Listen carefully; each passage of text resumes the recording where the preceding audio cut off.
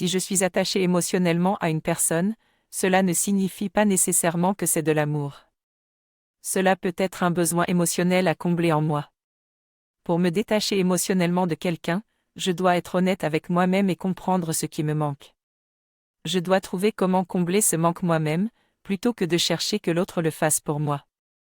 Cela peut demander du travail en introspection, mais cela m'aidera à rétablir ma stabilité émotionnelle. Pour être bien avec les autres, je dois d'abord être bien avec moi-même. Cela signifie que je ne peux pas chercher le confort dans les bras de quelqu'un d'autre sans d'abord chercher à être bien avec moi-même. Je dois comprendre que si je n'ai pas cette stabilité émotionnelle en moi, je souffrirai lorsque la personne qui m'apporte du réconfort partira. L'attachement émotionnel est une illusion de fusion déguisée qui crée un manque de peur. La seule façon de se détacher d'une personne est de prendre conscience de mon manque et de comprendre qu'il s'agit de peur, qui est en réalité un manque d'amour pour moi-même. Le remède à ce manque est l'amour inconditionnel et pardonné. C'est donc important de comprendre que le problème ne vient pas des autres, mais de moi-même et de mon manque de conscience de soi. J'ai expliqué comment se détacher émotionnellement de quelqu'un.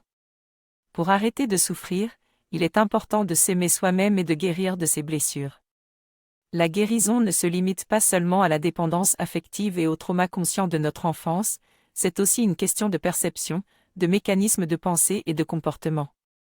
La meilleure et seule façon de se détacher émotionnellement de quelqu'un est d'avoir suffisamment d'amour propre et d'entamer une démarche de guérison. Je vous invite à vous abonner si ce n'est pas déjà fait et à consulter le World Book sur l'amour de soi, qui contient des exercices pour comprendre les mécanismes de la guérison.